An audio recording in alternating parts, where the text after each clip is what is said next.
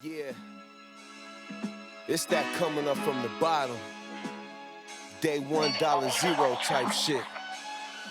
The only thing I'm ducking is the graveyard. Really with the shit y'all niggas play hard. I made it to a boss, I'm selling 8 balls. I came up from nothing, I can never take a day off. The only thing I'm ducking is the graveyard. Really with the shit y'all niggas play hard. I made it to a boss, I'm selling 8 balls. I came up from nothing, I can never take a day off. Turn your baby mama crib into a stash spot. And we moving. I love that spot. Anytime we have a guest on, I like seeing their reaction to like our to our music, and I'm always excited to ask them, "Hey, is your baby mama's house a stash house too?" You know, like might have been super fun one, man. I feel like as much as this guy that's on today, as much as I've taught him the game of baseball, secretly, it's just that's who I really wanted to be. Everyone knows I played about 5 minutes of what this guy played, and man, Major League Baseball All Star. Right, but turned entrepreneur and doing a lot of cool stuff and super unscripted, transparent, and honest about the process, some of his own struggles, and then how does that apply to entrepreneurship in real estate? And obviously that hits close to home for us, Eli. Me coming from like a Marine Corps infantry and some SOCOM background, and having an extreme identity and getting to a level of like just being neurotic toward a craft, and then being like a quote unquote excommunicated warrior, leaving that world. And you're not on your own, but you are. And it's okay because you just got to start over and do some different things. But boy, are you are so over-indexed in a skill set here and completely unprepared here, and almost like having all the gear to climb a mountain, but like nothing to get you down. Like, no, you just got to jump off the mountain. Like, oh, but I don't have a parachute. Yeah, well, cool. So figure that out. But hey, you're done. You're out of here, and you got to figure it out. So, coming from like Major League Baseball and being an all-star to what he's doing now, it hits home for me from a different lens, but it comes from the same obsession, neurotic achievement. And I think what hit my ego, and it's not just ego, but what hit my ego a lot was not reinventing yourself, but reestablishing yourself. But you're coming from a certain level of achievement, which also means comfort, right? Like you have a kind of comfort with military operations, police operations. There's achievement and success there, and you're letting it all go, and you're like, who the fuck am I? Like, and oh my God, what a loser, bro. Like, you've done all this, and you've come this far, and then now you're just sleeping in a pantry, right? Like, true story. I'll tell you that here in a second, Shea, after I'm done introducing yourself. But it's cool. I'm excited to have him on. Him and I met a little bit ago through some mutual friends, and man, but we are excited. It's Shea Hillenbrand. So if you guys don't know, third baseman. So if there's an infantry of Major League Baseball, it's fucking third base, bro. You're getting hard shots down the line, like the Cal Ripken Juniors of the world, the Shea Hillenbrands of the world, like, playing left field, right field, you dive for some balls, people cheer, you got some space between you and the batter. You're playing third base.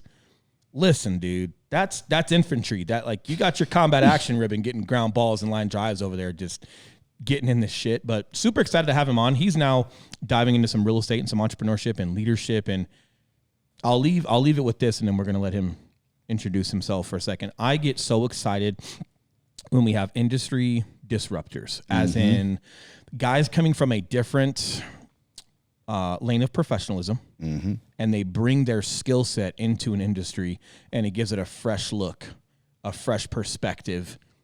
That's cool, and I feel like that's you and I, Eli. You were the born entrepreneur, 100%. Right? Like you were doing every hustle and bustle on the planet. I came from, my level of leadership and certain things within the Marine Corps and law enforcement, and brought a skill set into real estate, and it freshens it up, and it gives a different perspective and a different level of intensity and proficiency and culture.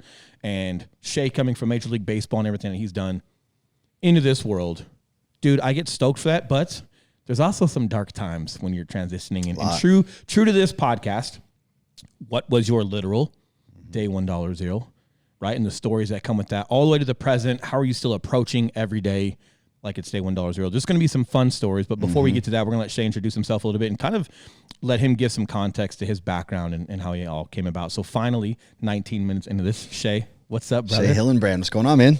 I don't think it's 19 minutes, bro, but you did a great job, man. It's the first time ever that I've done a podcast where I'm taking notes just on the freaking intro, man. So seriously, man, I love your context of how that is, and being able to articulate that is extremely important for people to latch onto, to be able to, ingest that, interject that into their own life. So like you said, man, I was a Major League Baseball player. I made a ton of money. I've been a top performer pretty much my whole life. I owned a zoo. So that was my first dabble in real estate. Owned a zoo. I purchased a 38-acre horse farm in southern Gilbert, Arizona, and I accumulated 300 farm and exotic animals. And I have an Emmy Award-winning story that I'm Hold on. We got to know. Dude. Most important question of the fucking podcast. Do you know the Tiger King?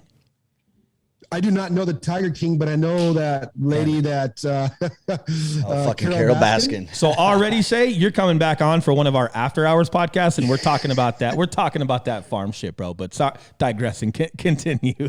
No, yeah. So I actually helped out a roadside zoo in New Hampshire when I played for the Red Sox, and they bred a liger, a tiger, and a lion, and they named them after me. And after that roadside zoo in New Hampshire kind of disbanded, it was not really a good situation. That liger went down to Carol Baskin. So I went down and saw that liger in spring training, and she showed me around, dude. And I was like, cool? This lady is kind of different, man, but this is all before any of this stuff came out. So like I said, I've been pretty much a top performer pretty much my whole life. I always went out there and just tried to achieve more so.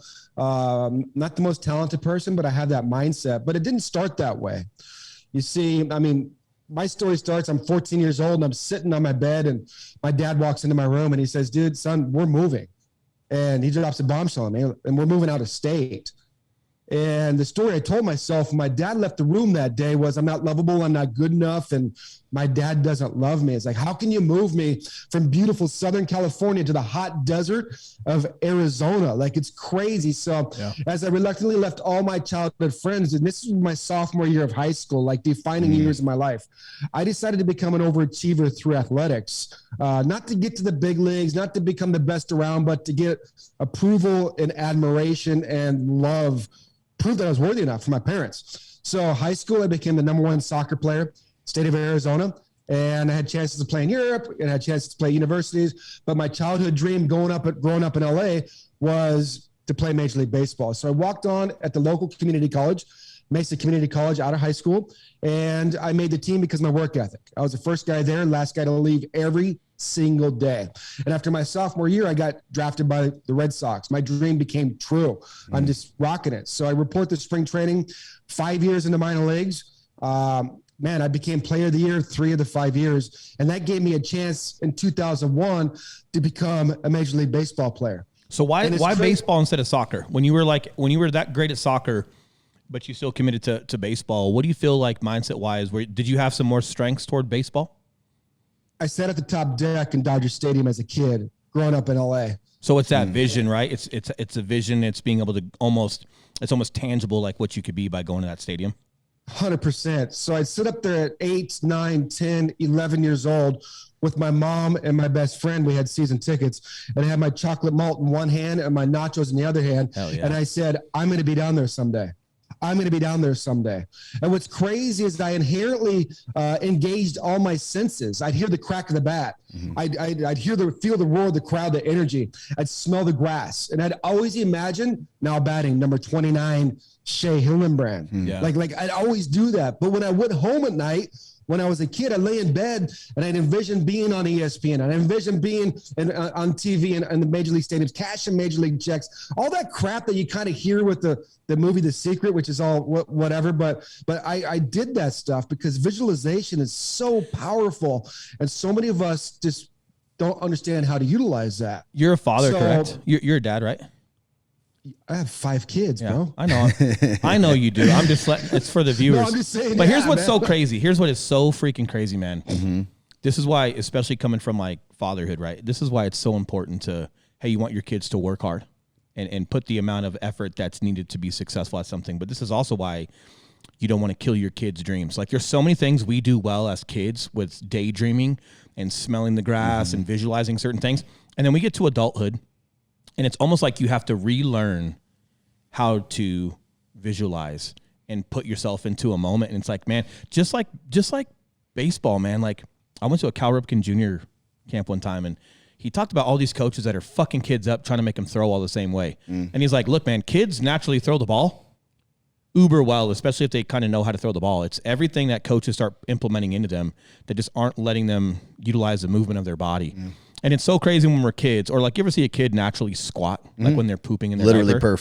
Perfect squat. Yeah, perfect. And then it gets fucked up along the way. And it's like, it's almost like Benjamin Buttons or some weird shit, man, because you have to relearn, you know, a lot of the stuff. And it's cool what you're saying, Shea, because, you know, as we progress in this podcast, I'm super excited to hear how this bleeds into your kids. And now that you've, you know, reflected on a lot of this stuff, you know, like how you can then show, because the one thing you don't have when you're a kid is the intention behind it. When you learn how to visualize and do certain things mindset-wise as adults, you have a lot of direction and intention with what you're doing. When you're kids, you're uber good at daydreaming and visualizing. You just don't realize the power of what you're doing and how to actually, you know, apply that with super intention. So, but didn't mean to cut you off, but man, that's so powerful hearing, because you're one of the first guys that have talked at length about yourself as a kiddo like that.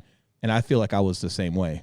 Only our baseball careers didn't go the same, but you had a better visualization than me, buddy. But no, I just got luckier with the opportunities I had. Right? Come on, bro. So I want you to speak to some of your talent though too, because hey, you show up first. I have a lot of friends, bro. They showed up first to practice.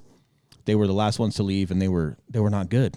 They just weren't gonna. They didn't have the capacity to get to the next level. So when you're, but I think that capacity comes from your heart and from your mindset. And so many people, you know, like what separated me from the rest of the pack, from my friends, my comrades, or whatever, as I scaled to the top, was that when stuff got monotonous and boring, and when I started suffering, I just kept going, bro. Got it. And I just kept going, and that allowed me to tap into, which I call like the 40%, because most people tap out at 60% of their potential. And I just kept going, and I just kept going, and I just kept going. So it's that drive, and it's that hunger, it's that proof of doing that I think that was a separator. And I think that's one of the main common denominators that you see between successful people. And then that interest turns into a hunger, then it turns into a passion. And then as you said at the beginning, as you go to the top, it has to turn into an obsession. Like you have to be obsessed with what you do to have success and stay at the top of the world. How did you get to that top? Like, I guess I'll give you some context on that, on my question, but I'm super curious how you got to that extra 40% when you were doing that. Like, so for example, for me, like I was the other guy. I was uber talented at football and baseball. I'm left-handed. I was throwing the ball just over 90 miles an hour coming out of high school. Played for a junior college World Series team. But I didn't work that hard, man. I went to practice, and when I was at practice, I practiced hard. You know, and I'd go to the weight room with the guys after, because getting buff arms got you some chicks, right? So cool, but like it just makes you feel better about yourself, right? Yeah. But I didn't have that neurotic obsession toward baseball. I was really good at it, and I really enjoyed it. And the second I got to that next level, which I call like the business of baseball, you start getting into you know, Major League Baseball. It changes, and boy was I not prepared for that. You know, I had a buddy pass away on his first deployment in the Marine Corps, and I bounced because of fear. I bounced because of discomfort, and I bounced because I didn't have that extra 40% and that work ethic to really break through, you know. And then, so I learned my 40%. Once I got to the Marine Corps, man, and I started being a part of the infantry community, and I, you know, I always talk about being a part of special operations for a little while, but I've got more pride in being a Marine Corps infantryman, because that's the rodeo, bro. That's cowboy shit out of all. Like, if the Marine Corps is the fucking rodeo, the infantry is the bull riding, not the bronco riding, not the horse riding, not the sheep riding, not the fucking popcorn rodeo bull riding, right? Like, and I had the extra 40% put into me. You didn't have a choice. They were going to pull that shit out of you, and your men were reliant on you. But then, man, like going through School of Infantry, they work you like a dog, and they bring the dog out in you. But then I started taking pride in being a dog in the fight. I started taking pride in being dirty and fucking tired, and like, yeah, people don't want to do this, but we're doing this. So I have that barometer now, but that was that was impregnated into me by guys that were coming out of Operation Iraqi Freedom 1, that were infantrymen and squad leaders that were coming to teach us School of Infantry, and they birthed that into me. How did you get your 40%? Like, was it coaches that were pushing you to that next level, or was it just kind of like your own mindset where you kind of tripped up upon it before you knew it, you were neurotic about it? Or how did that come about as far as you talking about that extra 40%? That's a great question. And I've never been asked that question, believe it or not. But for me, it was the pain. It's the pain from the perspective that I formed at 14 years old. I'm not lovable. I'm not good enough. My dad doesn't love me. So I had this pain inside me that drove me to the top. That was fuel. But when you have that pain drive you and not know where it's coming from and know how to navigate that pain, you can have success, but you can't sustain success with whatever you're trying to achieve. What's different between Major League Baseball and where you were in the Marine Corps is that, you said it, it's demanded there. In Major League Baseball, it's not demanded there. You can show up and do whatever you want. They'll just replace you and you'll have to have, and you're just relying on talent or whatever. But, I mean, I was that kid and I left high school, went to junior college. It's the middle of the summer out here in Arizona. It's 120-degree heat. I ride my bicycle 15 miles to the junior college in the middle of the summer in the heat, and then I'd hit for 3 hours. And then my buddies would, hey, put your bike in the back of the pickup, man. And I'll take you home because it's like tired. I said, no, bro. Like, I'm riding home. That's what's going to separate me, riding 15 miles there, hitting, and then 15 miles back. And my competition wasn't doing that. So I said, if I could just do that, I will get a one-up on my competition of just controlling my mindset. And in return, controlling and directing my future of where I want to go. But did coaches like you? Coaches appreciated your work. Coaches appreciated your success. Like, what was your relationship with your coaches or your teammates? Man, I love your questions, man. I got kicked off my junior high team. I got kicked off my high school team. I got kicked off my junior college team. I got in fights with managers 5 times a year in each team of the minor leagues. And I got kicked out of probably 7 to 8 games a year in the minor leagues because of arguing and telling an umpire to go to hell. That authoritative figure was directed in my life because of my relationship with my father. So it's almost like you were... Oh, sorry, go ahead. I was just saying, I don't give a damn what y'all are doing. I'm going to the big leagues. I don't care. Yeah. So I leveraged every opportunity that I had through preparation, because everything's in preparation and how you work and prepare yourself and prepare your mindset to go. I say this lightly, for us to go to battle every single night in that batter's box. I'm going to war. I'm either doing 2 things. I'm getting a hit off this fool, or I'm throwing my bat in his face. Yeah. And if the third base coach is the manager, if he talks crap to me, I'm just releasing my bat and maybe hitting him too. Yeah. So it's like I played the wrong sport to have that mindset, but it was like, I don't care what it is. It's like that, Tim Grover. It's the cleaner mindset. Right. Mm-hmm. So it's like Kobe's in the gym and he's going to spend 4 hours in the gym just to be 30 minutes longer than the guy that was in the gym on the other team. I'm showing you that you ain't going to beat me. You're not going to take my job. It doesn't matter what you do. And if they don't like you, myself. Yeah. And it's like, it's becoming so good. They don't have a choice but to recognize and have you on that field because you're winning. Right. So it's twofold. It's like the more you loved and put work into baseball, the more the game loved you back. Right? Because you were having success. You were playing better. It was filling that void, bro. And you almost were like becoming successful out of spite, right? Like these coaches you're fighting with or arguing with, and it's like you kept pouring more into the game of baseball, and the harder they kicked back, like the more you gave to the game, and the game itself was loving you back. But because maybe there's not a positive response from coaches or other people, you kept pouring into the game. And you almost like became successful in spite.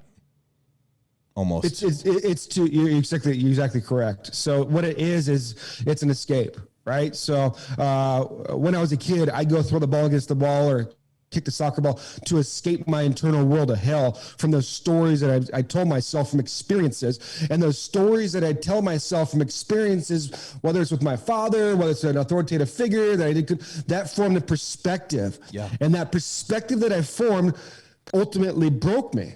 See, we have these experiences we go through, and then however we interpret and communicate those experiences to ourselves forms a story.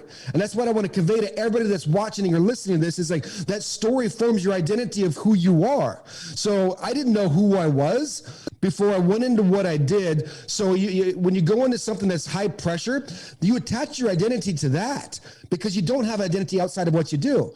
What we need to understand is like when I went to the stadium every night, I had a hitting coach, I had a throwing coach, I had a fielding coach, I had a strength coach, I had a mental coach to help us on the performance. I had a videographer just videoing every aspect so we could analyze that. We had a masseuse, we had a chef, we had an orthopedic surgeon, everything that I ever wanted to work on Shea Hillenbrand, the performer, because it's a multi-billion-dollar industry. Right. But when I left the stadium each and every night, and I want to say this to the real estate agents, to the entrepreneurs, like we go get all this training for industry-specific training, but we're missing the boat because we're the talent, the ability, the fulfillment, the success, the uber success comes from the person behind the performer. So when I left the stadium each and every night, I didn't have a mentor.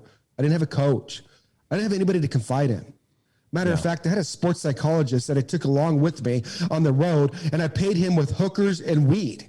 Like I just had him just fluff me and tell me that I'm doing good. Like you don't trust anybody when you're there. And the reason why I figured out that I didn't trust anybody when I was there, because yes, people are coming at you. People want everything from you because you're a celebrity. I had little girls in the stands holding signs like, will you marry me, Shea? I do autograph signings for $10,000 an hour, and girls are coming to the table crying and shaking just because they got to meet me. Like I feel like I'm like Bieber. I'm like, what is this? But even like you don't know you. Or like you don't trust you. That deep pain, bro, inside of me, fueling that pain-driven game. Yeah. So what I didn't realize is that I didn't have anybody to understand and help me because I didn't trust nobody. And when I pulled back the layers of the onion and said, okay, why didn't Shea trust anybody? See, I wasn't afraid of a 101-mile-an-hour fastball. I wasn't afraid of performing in front of the lights on the stadium, people with popcorn and Stephen A. Smith talking crap about me to get ratings or whatever that is. I didn't care. There was only one thing I was scared of, and that was myself. And the reason why I was scared of myself, that if I felt like if I got my back against the wall and somebody pushed me to the point, I would just explode. I would just Google me, man. I got in a fight with the manager in Toronto, like all over ESPN. I called Theo Epstein, the general manager for the Red Sox that traded me, the first explicitives on the radio. Like I did all these things and I figured it out. It's because I didn't trust myself. Well, and if you don't trust yourself or quite know who you are, it's hard to trust others and their intentions. Like it's impossible. It's impossible. Like for me, I've gotten to a point of transition where I trust myself and I'm getting a good grasp on who I am, which means I'm okay to put trust in others because I know if they fail me, I'm my own beacon. I'm my own barometer. So I'm okay to go out there and let others in this industry or team up or collaborate with other people and allow some trust because I know I can pull myself back out of that safely because of that. And like Elon and I having a special relationship and how that works. But that's interesting, man. And it's almost like you remind me of like being like the pit bull of baseball, right? Because pit bulls are big and strong, but they have a huge heart. Mm-hmm. And they've got that one toy. Oil. They've got that one toy or that one person. And like your person wasn't a person, it was baseball. So when you were playing ball, it's like you're there and you're present and this whatever. But if anybody tried to attack your game of play, manager, fans, anything, it was like, I'm going to rip your fucking head off because this is mine. Like this is the one thing no one can take from me. Baseball's not going to leave me. It's not going to not love me. If I pour in, if I give all this effort and this consistency and this obsession to it, it's mine. And no one can take that from me. And if you're trying to tell me to bunt or if you're trying to tell me to like, I'm not good enough for this team or whatever, if you're threatening the relationship between myself and baseball, I'm going to take your fucking head off, you know? And it's like, but it comes from a place of misunderstanding, but it's like, so you're like that big pit bull that's calloused itself and built up that strength and that resilience. But then at the end of the day, you've got this uber big fucking heart. And I can tell that because of your want and your ambition to tell the truth and talk about feelings and help people fix the well, not the sink, is what I like to say. I think that's a Gary Vee quote, but you know, really diving in and giving your honest story to others for the sake of betterment of others. That's where you can tell, no matter how calloused you are from what you had to be to play the game, deep down, you've got this big fucking heart. And it just reminds me of how misunderstood pit bulls are. They've got huge hearts and you could have your little baby jumping all over them. But if that pit bull's misunderstood or put into an environment where it doesn't feel a certain way, it could look like the fucking meanest thing on the planet. But in reality, it's just an environment. It's misunderstood. It's its own circumstances or whatever it may be. And it's interesting to hear you talk about some of that stuff. It's all wrapped up in identity, like you're saying. So, right. So here I am on the field of Baltimore, the Orioles, opening day. And I'm on the field, I'm starting, and they announce us the national anthem. And I look up and I have tears coming down my face because I'm like, I did it. Like I did it. That's so like, cool. All the way from 7, 8, 9 years old, like had a baseball in one hand and a glove in the other hand, pursuing that dream like so many other kids in the United States, millions of kids. I did it. All over the world, not even the United States, bro. Like literally all over the world. But it's the American dream, right? To play Major League Baseball. But I had this pain inside myself that is just like, it's disgust, because ultimately all I was trying to do was get approval from my father, because we had a generational curse. So over the next 7 years of my career, man, insane. I became a 2-time All-Star. Like started in the All-Star game in front of hundreds of millions of people. I made $20 million. I was the first guy to hit a game-winning home run off of Mariano Rivera at Fenway Park as a Red Sox player, rounding the bases and the ground shaking because of what I did. Yeah. And it's like you're like a David beating Goliath. Insane. I was in a perfect game with Randy Johnson playing first base. I had 3 home runs in consecutive innings of one game for the like highlight after highlight after highlight after. Bro, I was flying private jets. I was doing the stuff that all of us entrepreneurs are trying to achieve, especially in the real estate space, because you can create generational wealth inside the real estate space. Yep. I'm flying private jets. I have multiple mansions. I have 6 automobiles. When you're rich and you got ego, you call them automobiles. You don't call them cars. I have 300 pairs of shoes, bro. Yeah. And I have anything and everything I want on top of the world, bro. And like on TV in front of everybody, but I don't have fulfillment. I don't know who I am, and I don't have control of my life. And that's the message I want to convey to your viewers, because all this other stuff is fluff, but this is what's translatable to everybody out there.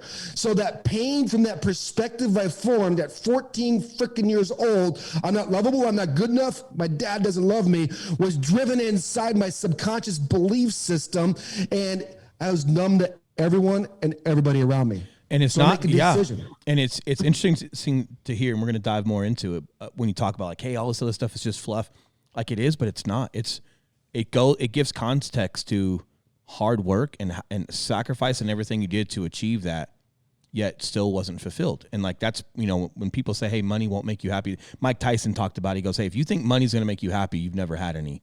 And you hear some guys, talk about that, and it's interesting, man. And curious as far as like your relationship with your father, have you ever spoken about some of this with him? Have you ever kind of opened up with that? Is that, because I come from a baby boomer dad as well, right? And like that's we'll call it interesting. How about that? We'll use the word interesting for now. But I've had some interesting days with my own father, and some of the similarities, like like with you. And has that ever opened up with your father? Is there any improvements there per se, or if not, hey, is there a way that you're fathering now toward your own children to try to close the gap so they don't have that same relationship with you that you did with yours?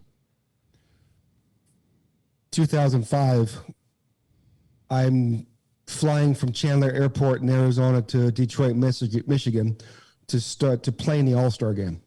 I'm flying in a Citation 10 jet, the fastest civilian jet in the world. I'm going 64,000 feet, 640 miles an hour. I'm in a jet by myself, going to my childhood dream. Imagine yourself, pilot, co-pilot, yourself, 10-passenger jet with no distractions, no entourage, no wife, no kids, no nothing. Myself. I look out the window. I can't see the ground. I'm so high. Getting ready to play in front of 100 million people. I don't give a crap what anybody says. That's balling, bro. But I look out the window, and the thoughts going through my mind are, is this all it is? Wow. Is this what it's all about? I freaking hate everything about this. And I go to the All Star game, and I'm playing third base in Detroit, Michigan, 2005 All Star game in front of, like I said, 100. And my dad and my mom at their top deck of the stadium, because I cut my parents out of my whole career.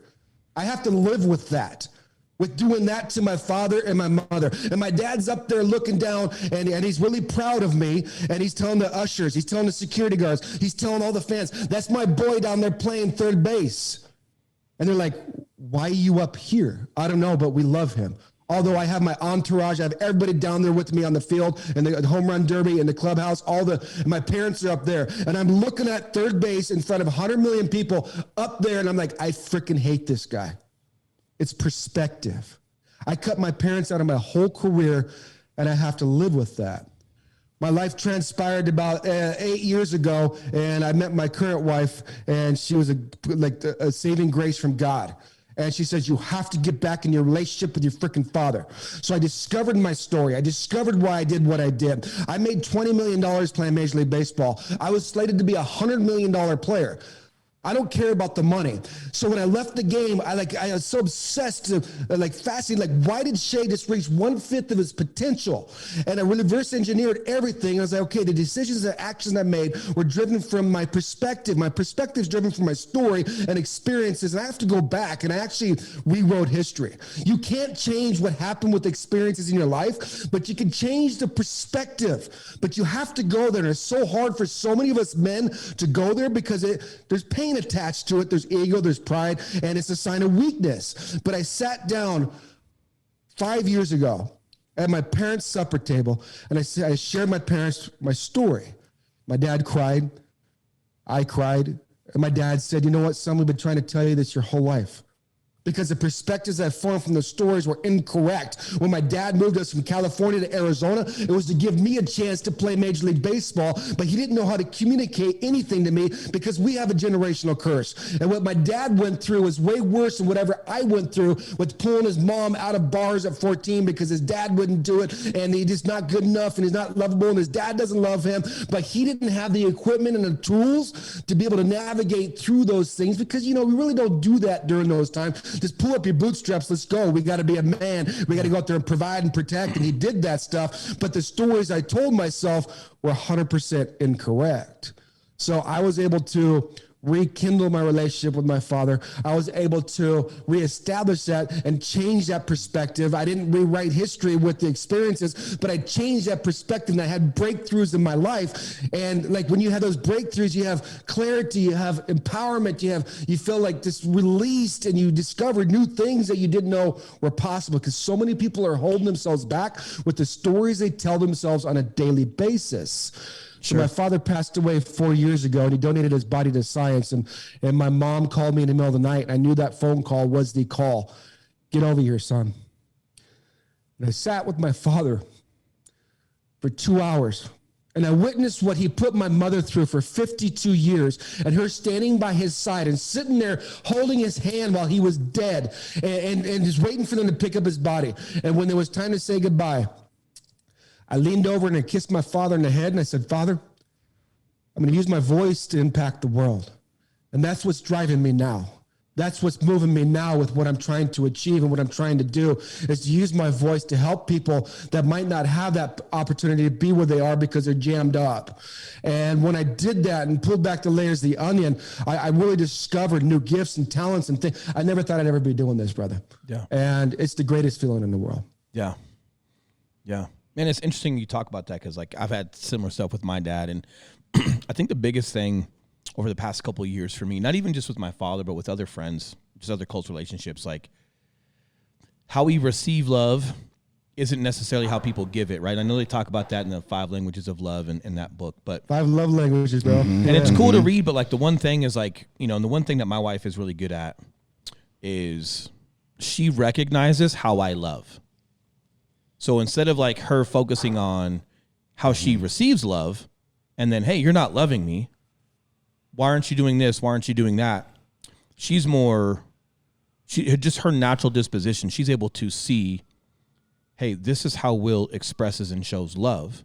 He's loving me. Mm-hmm. And she doesn't try to decode it mm-hmm. and translate it to make it fit how she receives it. And I've been in a place in life where I just didn't have the capacity to understand that.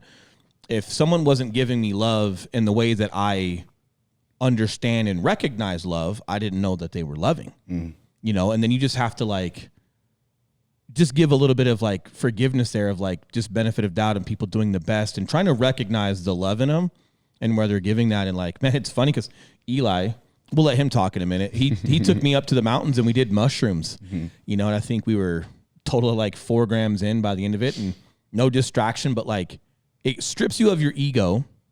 Mm-hmm. But the biggest thing was it also helped me identify ego. I thought I knew what ego was. I thought ego was you're puffing your chest, and it's yes, mm-hmm. that's the very strong version of ego. But there's underlying layers of ego that subconsciously you don't even recognize you have until you're aware of it. And it just let me really have some perspective on myself and on others, and just when other people haven't necessarily done right by me or have made mistakes and haven't made right on them. It's like, yeah, but man, we're all just these humans trying to figure it the fuck out on this planet. And it's like, man, like, hey, I love you, man. Like it's, you know, and it kind of opened my eyes, you know, as far as some of that. And man, jumping a little bit forward, you know, I want to talk about your day $1 right? So we're getting familiar with like where you were at in professional baseball, you know, and as you started transitioning out of baseball, if you're cool, if we transitioned and we start getting more into the entrepreneur stuff, you know, so you're leaving baseball, regardless of how much money you got in the bank or don't have in the bank, what was your feeling of like your literal, okay, this is my day one and $0 of this new endeavor.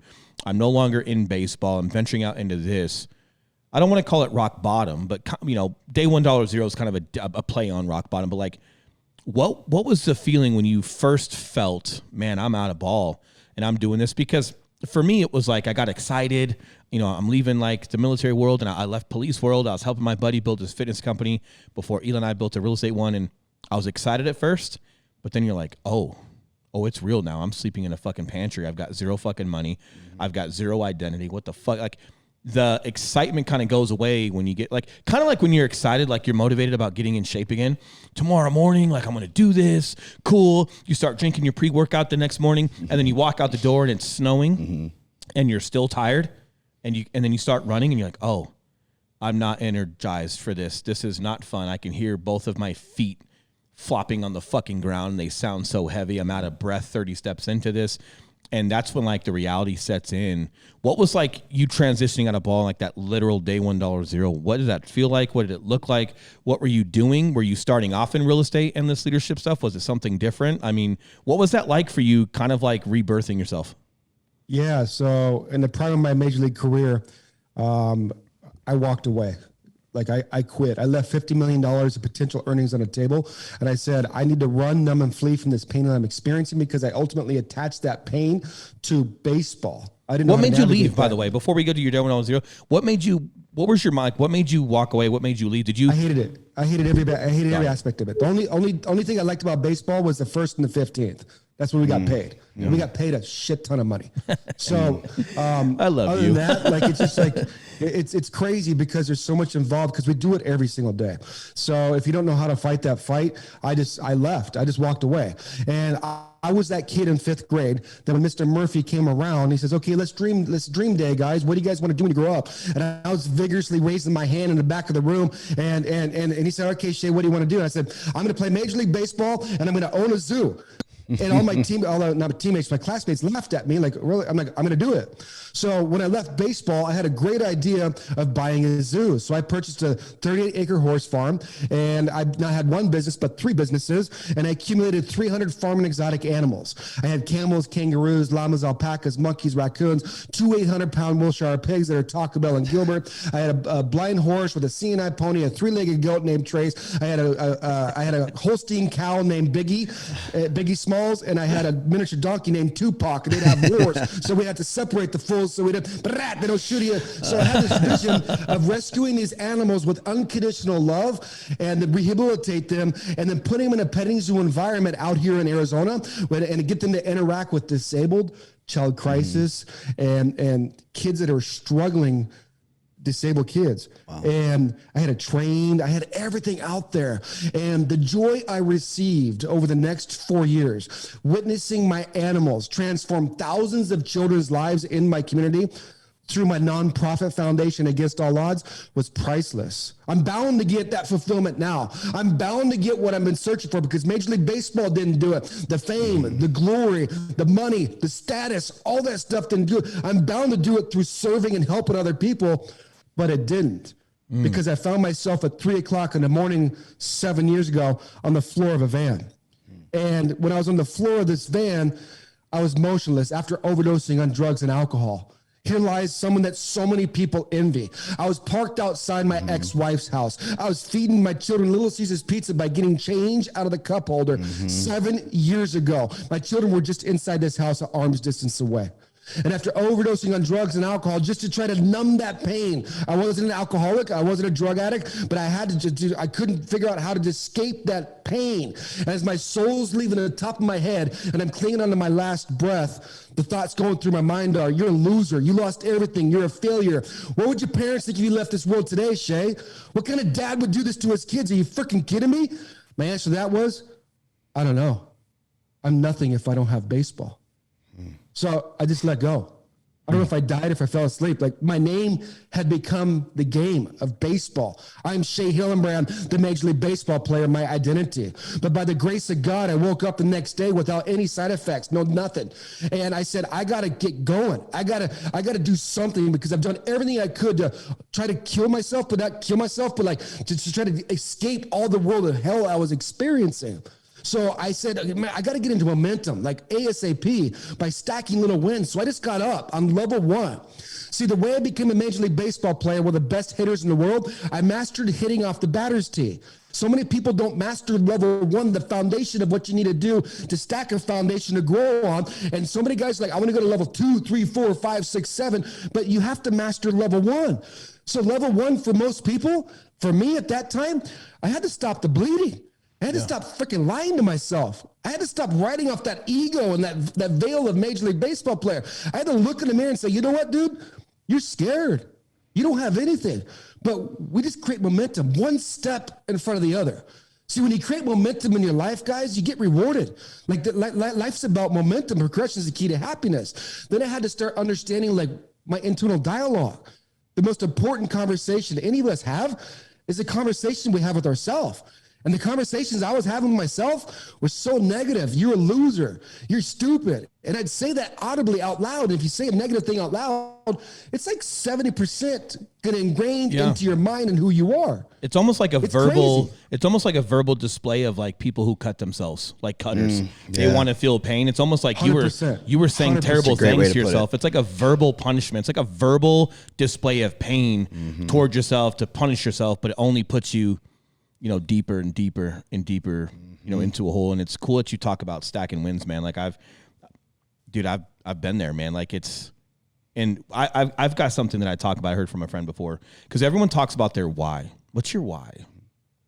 Influence, or, and it's like, oh, fuck. People know their why. Fuck me. I'm a moron. Not to bad talk myself here, but I'm like, man, like I think mine is influence, but to get hyper specific with that, I think it's ever evolving. And I was like, man, what is my why? Like, man, I just think like you got to reach a place of enlightenment. And I think you reflect back at the end of your life on your why. I don't think you really achieve it as you're going through, or maybe some people don't. I'm just stupid. But here's what I can say, and that's more relatable, and you're speaking to it. People don't change until it's too painful not to, right? And I think pain points are more relatable and they resonate better, more than when you're in that dark place, or when you're lost, or when you're scared, or whatever it is, and someone's like, well, you just got to find your why, bro. You just got to wake up every day, and you just got to find your why and know what you're on this planet for. Hey, fuck you, bro. You telling me that lets me know you have zero context on how I feel right now, and I need you to get out of my fucking face. But knowing who you don't want to be will change you, right? Like, when you've gone through enough pain, like that's like, people don't change until it's too painful not to. It's literal. It's, man, I don't know my why. I don't know what I want to be, but I know who I don't want to be. I don't want to be a drunk. I don't want to be on drugs. I don't want to, okay, so I'm going to wake up tomorrow and I'm going to drink a gallon of water. Yeah, or I don't want to be in a house. Like, knowing who you fucking don't want to be is almost more important, especially at rock bottom, than knowing your fucking why. And now that I'm in a good place with myself, I do a little bit more forecasting on, hey, man, I do appreciate the influence I have, and where do I want to take my influence with people? But even at that level, when we talk about public speaking or building our real estate, I still keep in mind who I don't want to fucking be, because there's a lot of smoke and mirrors in this industry, and I just feel like knowing who I don't want to be resonates so much more for me. Like for you at rock bottom, it's like, hey man, I don't want to be this right here. So I'm going to wake up and drink a gallon of water. I'm going to go for a walk. I'm going to go to the gym. I'm going to say hi to my kids. I'm going to, and then you just, like you say, you start stacking those wins. And as you carry momentum through and through, you'd be surprised. But like, does that resonate for you as well, man? Like just knowing who you don't want to be versus like going to some fucking sauna with a bunch of Indians and figuring out your why as you smoke fucking peyote. I don't know, man. Like that's just a hard one for me to grasp. It is 100%. And that's just, I think that's, I don't know, I don't want to say, but it's like, I believe that's like surface level stuff. So what I had to do is I had to gain credibility with myself. So I didn't have to have any credibility with who I was because I was one of the best in the world as a performer of what I did. So I could always hide behind that. But as you said, when you leave that, you don't have that to hide behind anymore. And it exposes you. You're like naked out in the world. It's like, I don't even know how to do this. Yeah. So I started getting credibility with myself because I had zero self-esteem. Check this out. I'd hit game-winning home runs in Yankee Stadium in front of 40,000 people against Mike Mussina or whatever. I'd be on ESPN. I had the third highest active batting average in Yankee Stadium. Like I could perform on stage in the biggest stage of baseball easily.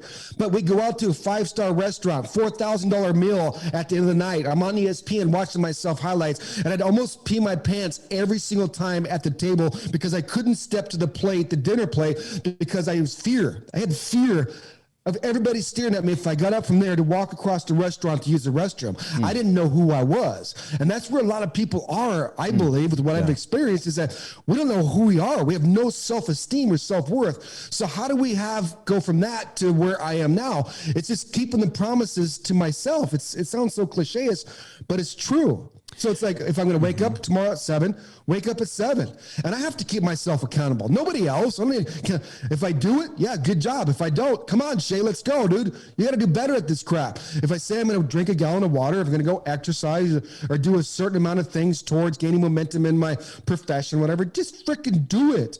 Regardless of what you think or what you feel or what your mind's telling you what to do.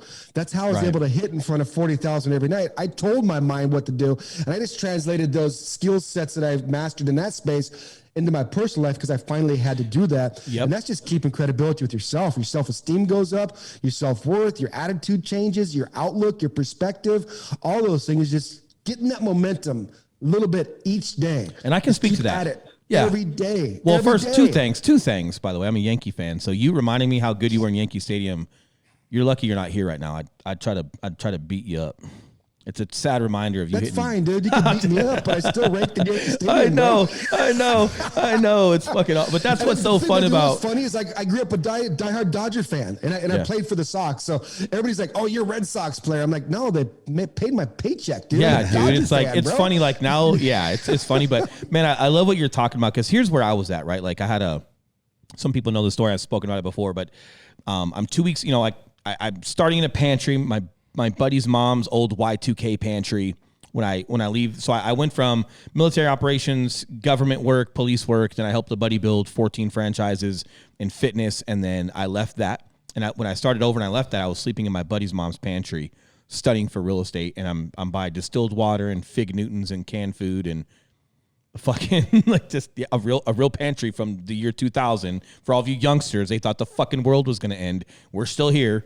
But she still had that pantry. I guess it's her COVID pantry now, I guess we'll call it. But, you know, and like, so I'm there for like 2-3 months. I'm studying. I get it done. My wife is like, hey, she's living with her parents and our daughter's with her. And she's like, hey, you got to get out of that pantry. You're getting ready to study for your license. It's time to get going. I can afford a little condo for ourselves, so let's do it. So I'm like, hey, cool. But I didn't even want to go home because I wasn't contributing to that rent check.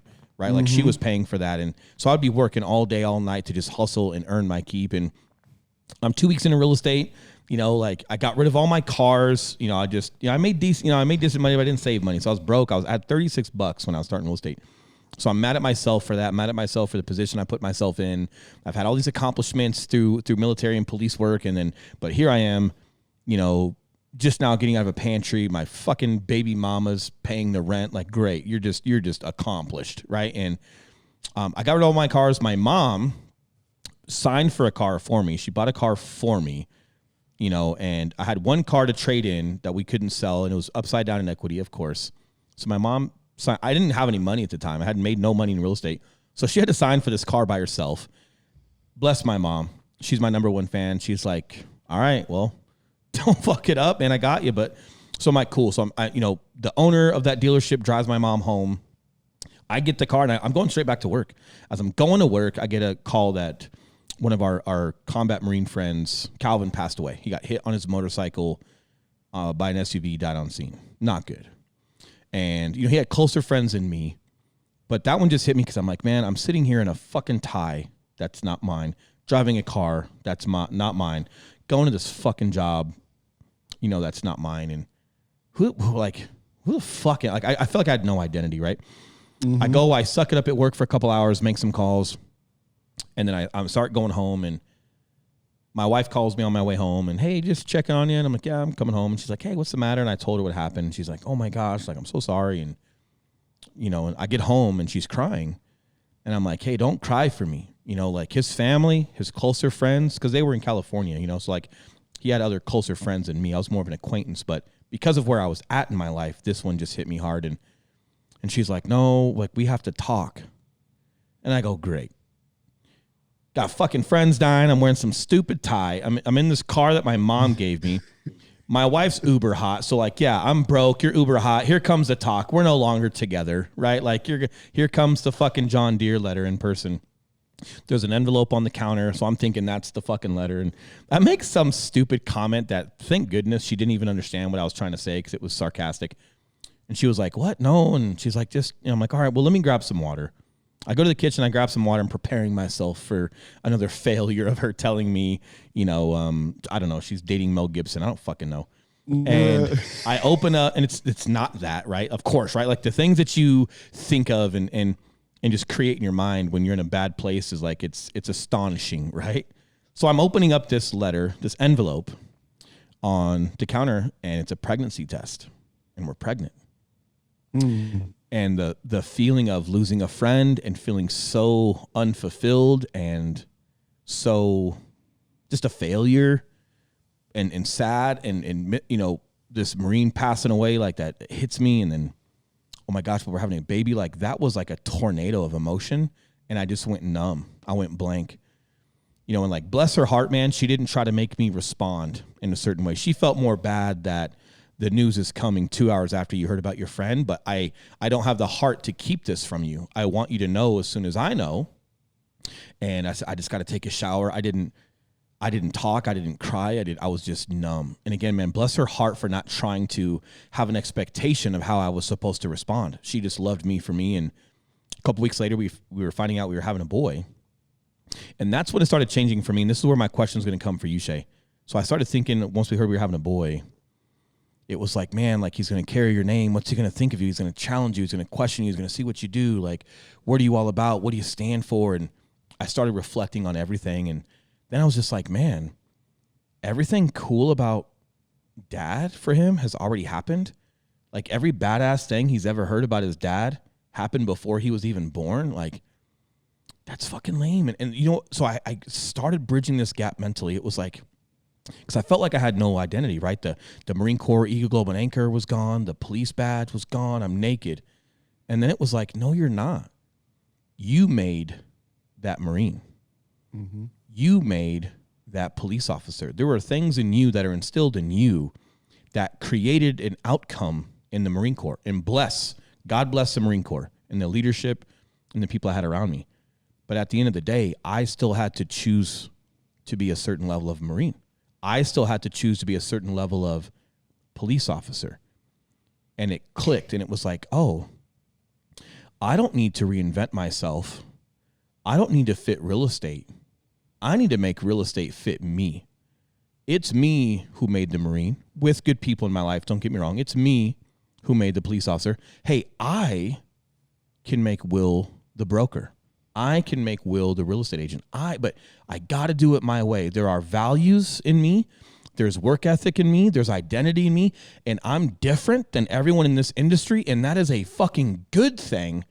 And all of these core values can be implemented and thrown into this industry.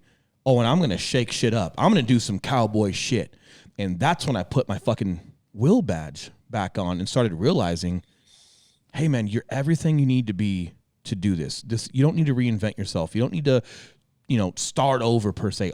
You're not starting over. All your experiences in life are going to contribute to this industry. And like, man, the reason why like my story pops out into my question now for you is it feels like as you're talking, you had an aha moment as well of like, okay, baseball's gone.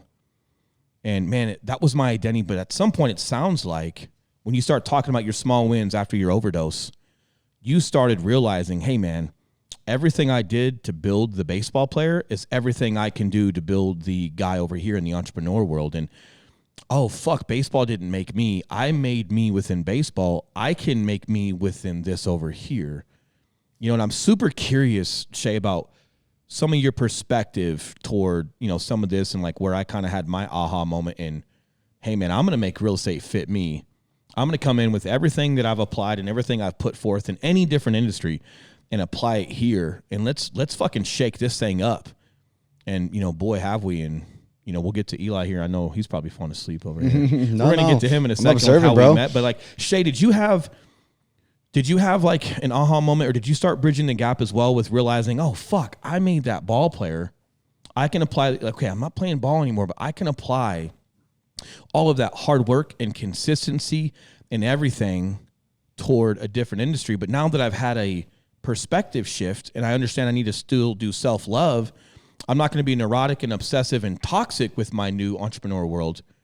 But I'm going to take the hard work and I'm going to take the skill sets. I'm going to remove the toxicity from it. And I'm going to apply all of that over to here. And man, fucking watch out. Like, was there anything like that for you? Yeah, that's an amazing question, dude. And that's happened within the last year, probably since COVID.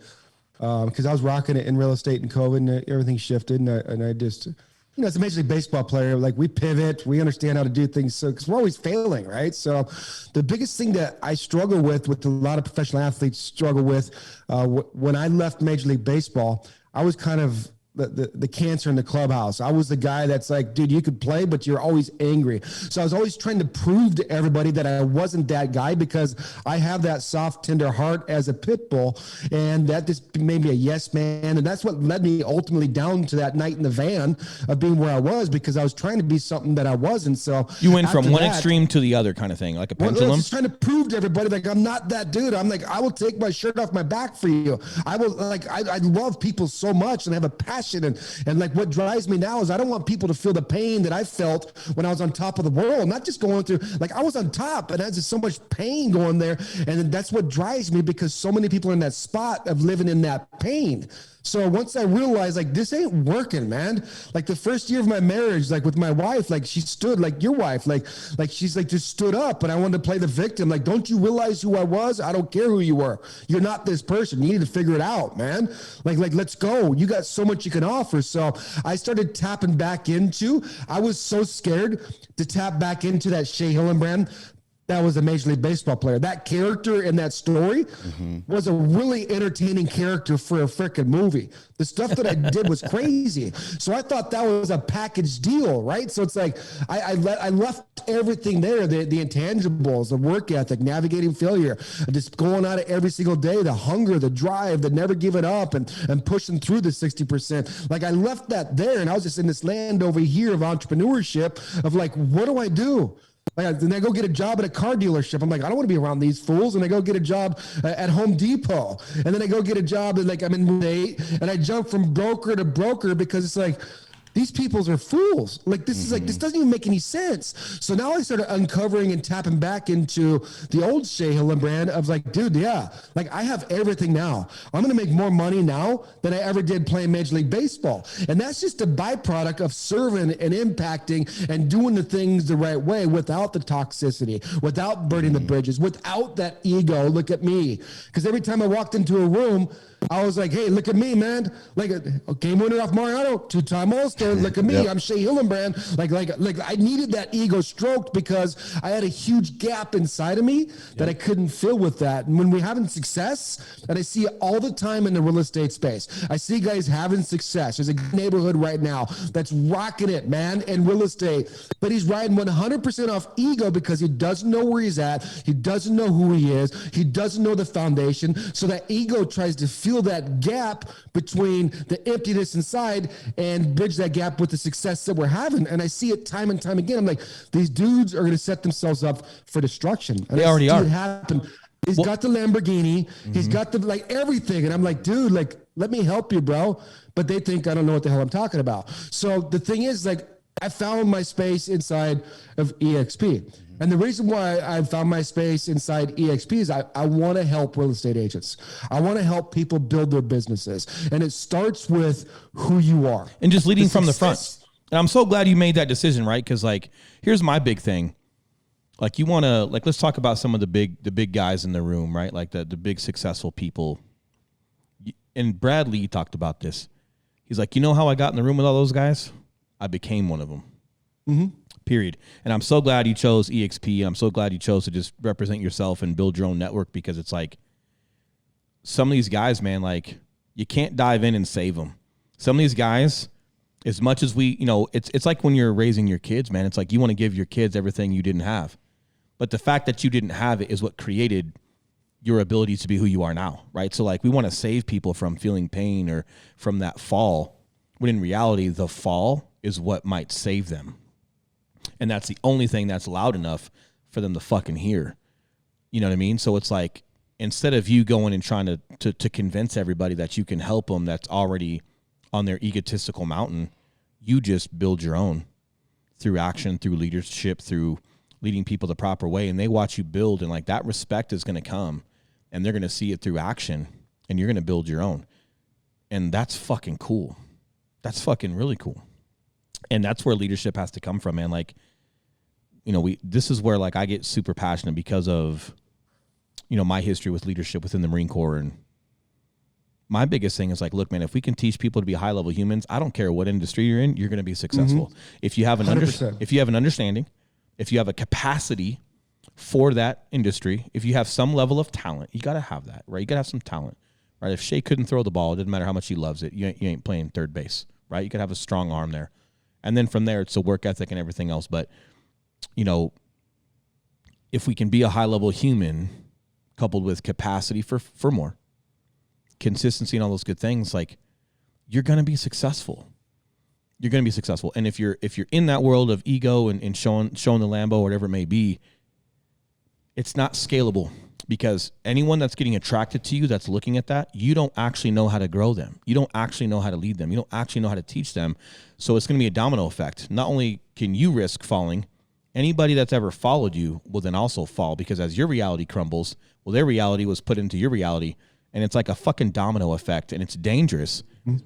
But sometimes those things have to happen. But like, for you to go through everything that you've gone through and then leading from a place of where you're at, those are the fundamentals, man. Because as Elon and I, obviously, we're with EXP as well, and we're building our network, and we're helping a lot of agents. And dude, every time we're talking to agents, you know, it's very little the specific real estate question, or, you know, it's when we talk about building your brand, building your network, doing more transactions, it's always coming down to consistency, right? Resiliency, being a professional, and just knowing your craft, getting the work done. It's everything that's fundamentally sound, where, like, I could have said those four things to baseball: knowing your craft, consistency, resiliency, being a professional at your habits daily. Those things I just mentioned, you could say as a cop, you could say for a baseball player, you could say for a podcaster, you could say for a realtor, you could say for a doctor. It's fundamentals, right? Which means if it's across the board that way, yeah, it's more of like just where you're at with yourself versus your actual proficiency in that craft. And like, yes, you have to be, and like, I'm uber big on realtors actually being a professional at knowing their craft. I think that's mandatory, but you're not going to put the time, effort, and consistency into knowing your craft if you're not good with yourself. Because the second it's painful, the second you don't want to study, the second you don't want to go educate yourself, the second you don't want to make those calls, the second you don't want to do something, you're going to fucking quit, and you're never going to create enough traction to actually have any progress. But creating enough traction to create progress doesn't come from, you know, like, you don't do something every day for a year consistently to create traction because you just woke up one day and did. It's coming from you. It's coming from the well of who you are as a person and how much work you want to put into that. And that's where, like, leadership within real estate, it matters. And like, man, it's fun to see you inside of real estate, because the level of success you've had in certain lanes, there's not many realtors that can speak to that. And that's where I kind of have some fun with myself and with Eli being in real estate. It's like, hey, we crush fucking deals, right? We crush YouTube. We've had a lot of success there. Like, but at the end of the day, like, there's my background, there's his background that's outside of real estate that we're bringing into real estate. Same thing with you, Shea. Like, there's just not many realtors that have gone through a certain level of trial and tribulation where they can speak to it. So a lot of your realtors are just thinking about the next deal. But deals are here today and gone tomorrow. We're talking about scalability. Mm-hmm. And scalability is super fun to talk about. Your downline, your revenue share, your overall brand, getting your own TV channel, your own TV show, whatever that is. Scalability is so romantic to talk about, but it's this whole nother level of trial, tribulation, consistency, effort, self-doubt, and different breakthroughs that you got to get through that not many realtors have any context to speak to. So some of us that can speak to that, that's where it gets uber powerful. And if people are going to learn from fucking Shea and they drive a Lambo and they're in a different network, well, fuck them. They should be in your network, because if you're giving them your time, they're on Team Shea. Like, Team Shea is not playing for the Diamondbacks, teaching some guy on the Red Sox how to hit a baseball. It's just not going to happen. Aaron Rodgers is not throwing his playbook or his time to a different quarterback on a different team, man. Like, it just, even if he loves the guy, hey, I love you, Mahomes, but I'm like, my time isn't best spent helping you if we're not on the same team. If you got skin in the game and you're on this team, that's a different conversation. Mm-hmm. Yeah. But until then, I'm just going to keep leading from the front until you have no option but to come over here and be a part of a movement. Love it. So, Eli, I'm sure you got some questions for Shea. So, by the way, Shea, this is my business partner, Eli. What's up, Shea? What's up, brother? Shea, I'm curious, man. What does your business look like right now when it comes to real estate? Is it slanging homes? Is it helping agents slang homes? What does that look like? And how long have you been in the real estate game? And I'm going to throw another question here, man. What made real estate the platform for you that you chose? Yeah, so I've been in the space for 4 years now, and my heart is for Major League Baseball players. My heart is for the professional athlete, of guys that are making really good money, that are rich, and having those conversations with them to say, hey, dude, let me help you invest your money before you lose it all. Mm-hmm. I have a network of people around me in this space, so we do a lot of real estate investments for Major League Baseball players. And then I also have a heart and a vision for Major League Baseball players or minor league baseball players that leave the game and are lost. And I just messaged some guy today in a private group, Major League group. He's like, I'm lost right now doing lessons. I'm like, dude, get your real estate license, get in this space, let me lead you. We can create generational wealth. Mm-hmm. So my vision is to get these Major League Baseball players, the professional athletes, man, dude, like they're best guys to have out there as team leads or whatever inside the space, because navigating failure, performing under pressure, teamwork, going out there and rocking it when you don't have to tell them anything. You just got to give them a structure and a lane to go in, and they're just going to crush it. And, you know, there's no better business model than EXP for the wealth quadrant to be able to generate wealth inside the space when you're, you know, as a real estate agent. So originally how I got into real estate was my wife loves real estate, but she's in the banking space with Wells Fargo. And she's always on researching homes, researching this. I'm like, you should get your real estate license. She's like, I can't. It's a conflict of interest. She's like, you should do it. And I'm like, okay, I'll do it. So I got my license because of that. That's what my wife told me. Same here. All three of us. We did investing and stuff like that and want to save commissions. And like I said, in the game 4 years, I think I'm at my fifth brokerage. I started out at KW and went over here, went over there to find a model that fits me, because my passion is not the production side. Actually, I'm doing some production right now. Like, that's not where my value is. My value is the mindset space. My value is the peak performance space. My value is, like you're saying, is just the high level human beings, creating that and getting a team of people or a community of people inside the real estate space, like agents, and say, dude, like, here we go. What do you want to do? Let's take you to the promised land. Because I know how to get there, and I know how to do it with fulfillment now, which is a unique combination. So there's a array of things that I'm doing inside this space, and some other business. But my heart is the coaching, the speaking, and the masterminds, the Zooms, the teaching, and equipping people to get the hell out of their own way. Yeah, man. And you know what's fun? You can do this forever, bro. You know, like at some point, baseball was, even if it was, even if you're Derek Jeter, right? Like at some point, that career comes to an end, and you got to go do something else, right? And figure that out. And, you know, the fun part about like entrepreneurship and doing some things like this is like, it's like Warren Buffett, man. We can be in our 90s still cranking, still influencing. Like as long as your mind is capable, you're there. You don't necessarily need your body for it. And I think that's when I really started getting like a healthy level of neuroticism. If that's a word, being neurotic about it, but in a healthy way, because it was like, man, this is my new battlefield. It's the battlefield of business. It's having a mission. And like, oh man, like I know how to navigate this, and I've got some skill sets. I'm seeing things from a bird's eye view now. And hey man, I don't have to ever put this away. Like this is something that we can just continue to do.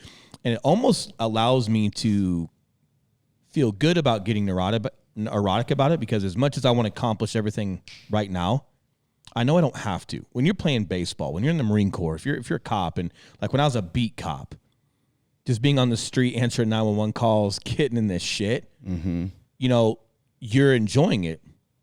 But you know, like, hey man, at some point you're not going to be able to be hopping these fences and getting in the shit like you are in your mid-20s, mid-30s. Like at some point, man, you're no longer doing that. You're going to be on a command staff level and whatever it may be. And so like you're trying to enjoy it while it lasts.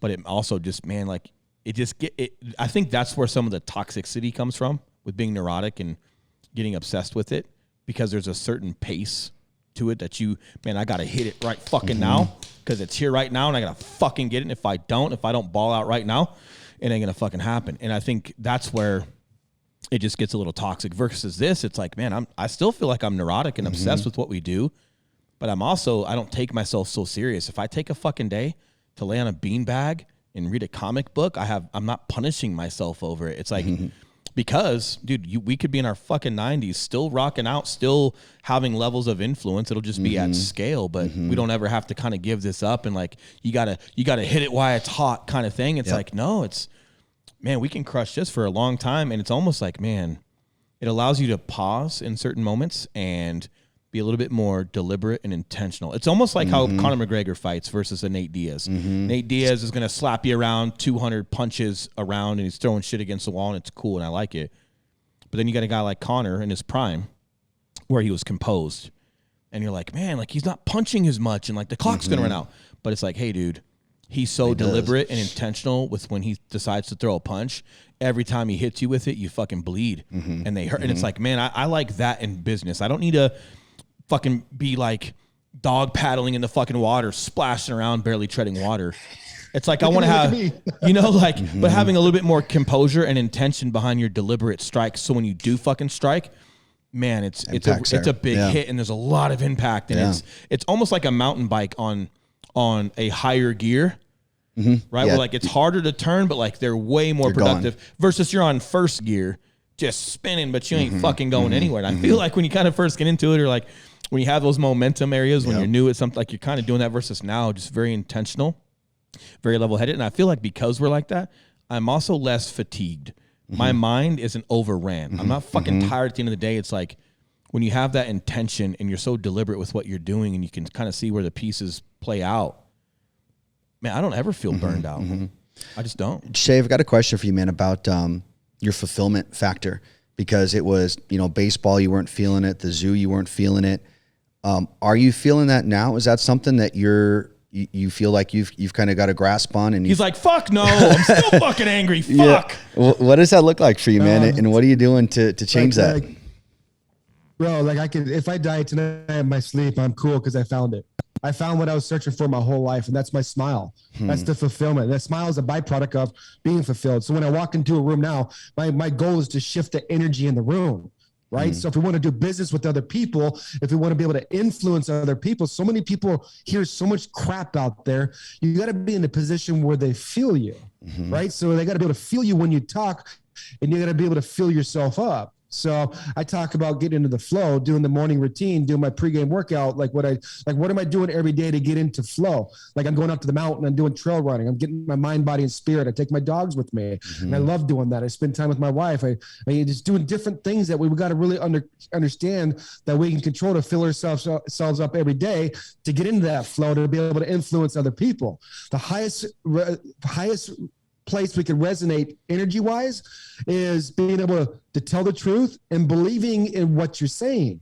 So if I tell the truth and I believe in what I'm saying, then I'm game on, man. I walk in any room, I'll talk to anybody, I'll do whatever, and there's going to be some action taken. But that second thing, you have to believe in what you say.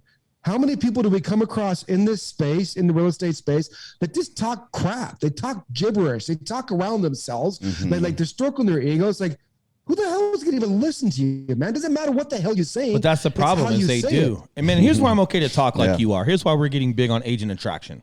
And this is big in the military world. I've got some, from that world, it's frowned upon to be out there in the public and speaking. And there's some guys that do it. And there's some legit guys, really legit guys that see the not so legit guys talking and building a big following. And those legit guys are like, hey, like these guys aren't legit, this and this. And it's like, yeah, man. But if you legit guys don't stand up and speak up, then the public doesn't know the damn difference. So It's the same thing in the real estate world.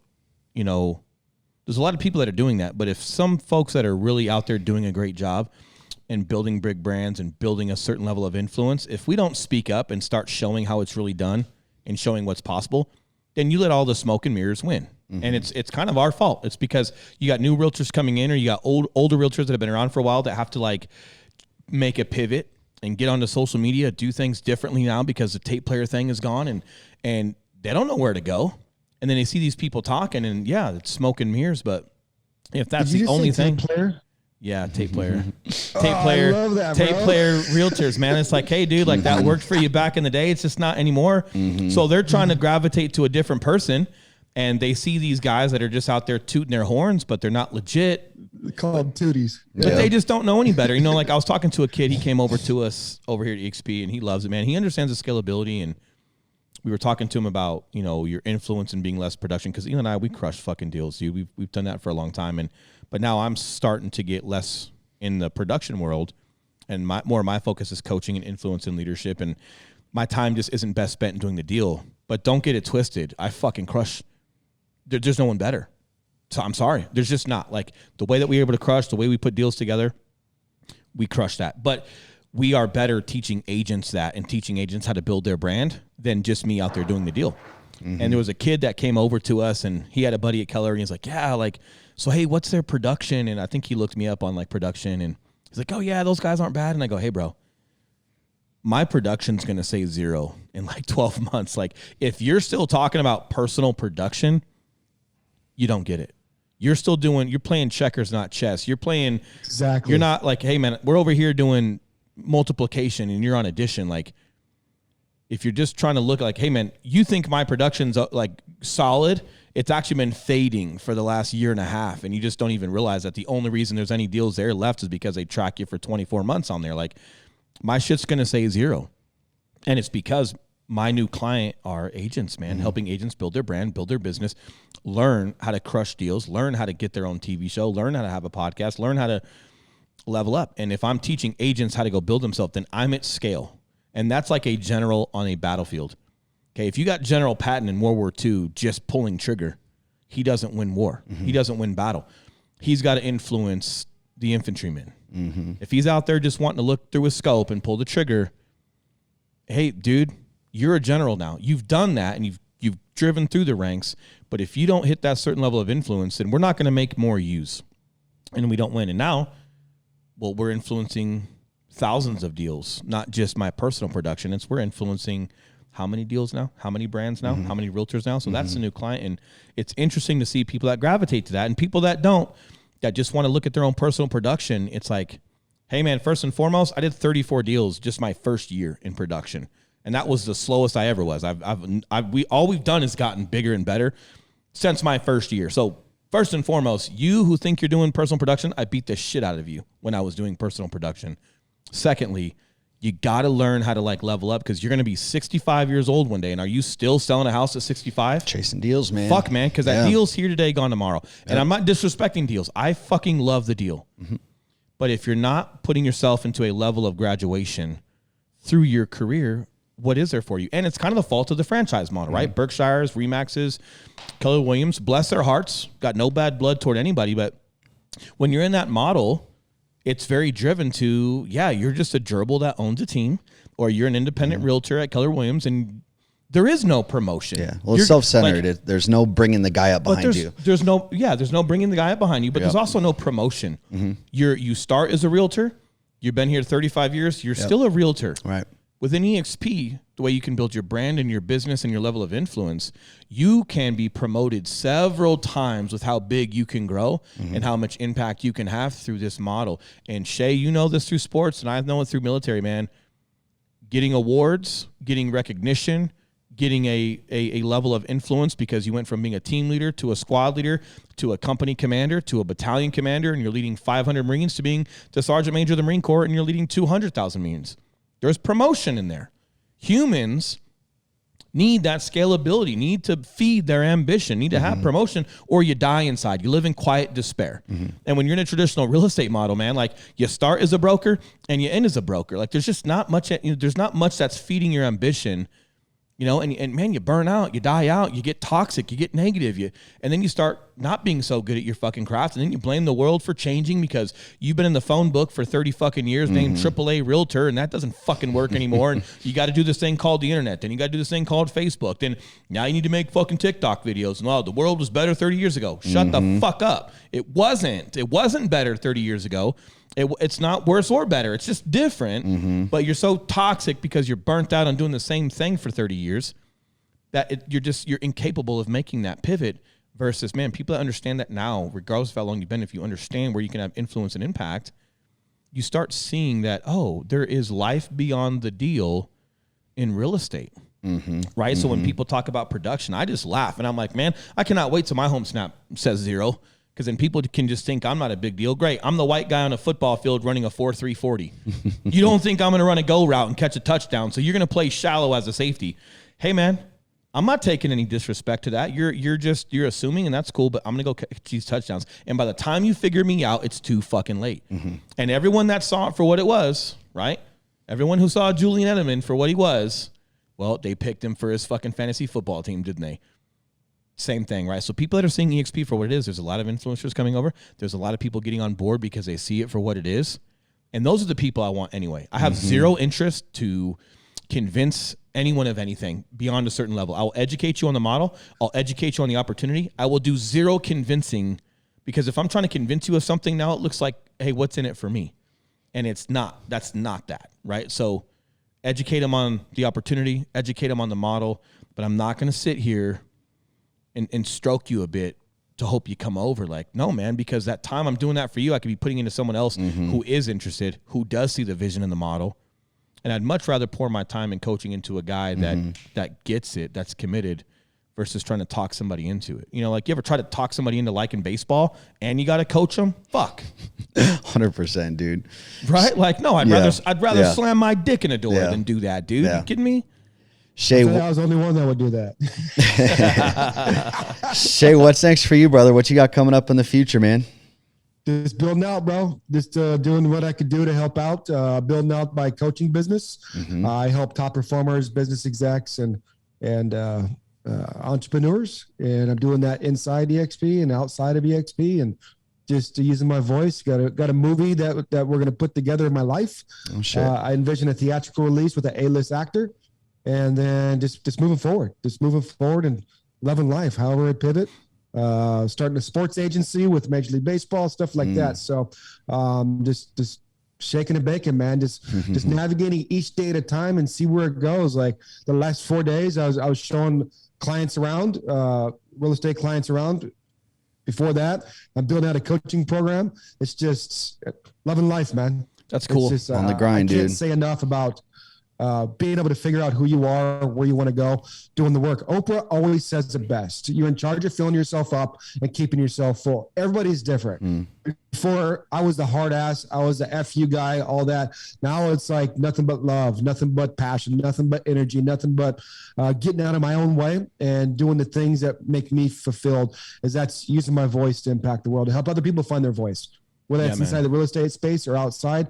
It's like when we can get people to understand what they're here for and get their voice, which I call mission, purpose, all that stuff, the game changes. Now you're influencing people on a massive scale. So you want me to be you in the movie, huh?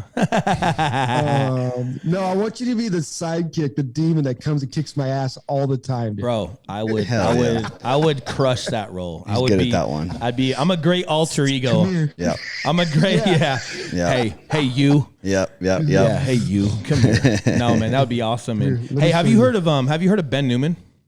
I have not heard of Ben Newman. So Ben is like the main leadership mindset coach for Alabama football, Kansas State, like half the NFL, half of Major League Baseball. I'm on his personal speaking team.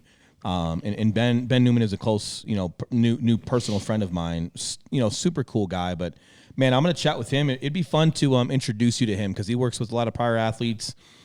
He's got a pretty good network where he goes and talks to construction companies, to Alabama football, to literally half the NFL, like a lot of cool stuff. And I think that'd be a good connection for you guys to maybe chop it up sometime, and maybe he can talk to you about some courses or being a part of his speaking team, and maybe, or maybe you're going to own your own speaking company. Who knows? I don't want to unsolicit anybody into your life, but I think he'd be a good connection for you.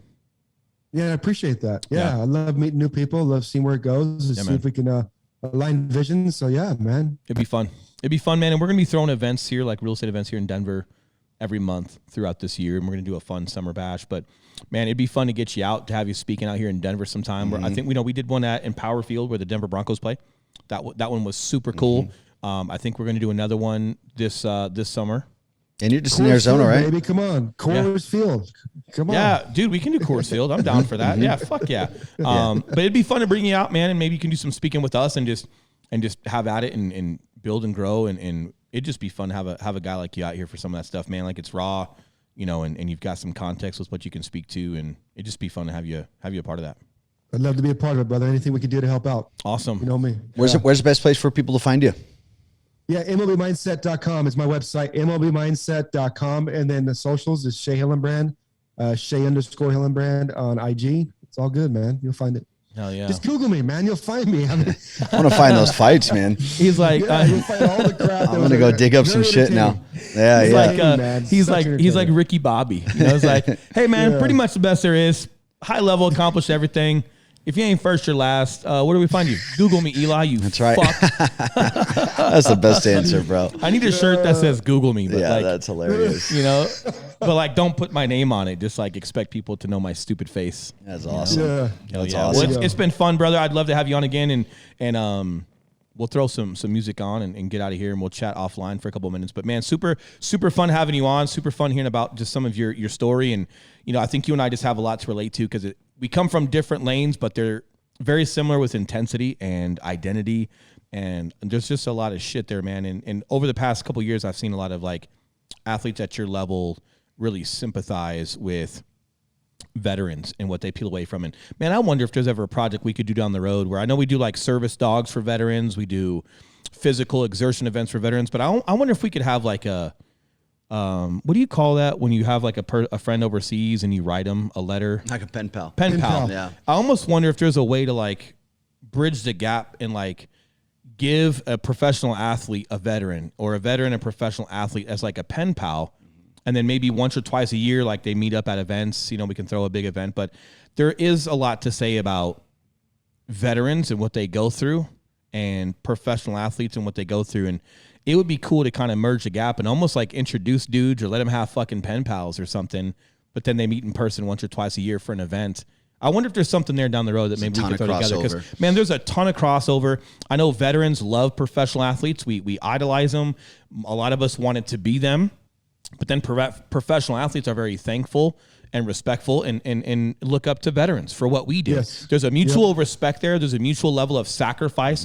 There's a mutual level of a ton, right? That I think, man, that would be cool almost to think about like that pen pal program with professional athletes and, It's a great and idea. veterans, man. So maybe the two main things we have in common, brother, is identity and mindset, right? So the mindsets are the same. Going out there, like it's not, we don't do live or die. Like if we make a mistake on the field, it's not death, but it's death to our identity, right? It's death to our ego. It's death to that. So it's like there's so many things we can relate. And I'm with you, man. Like I'm all down with that, bro.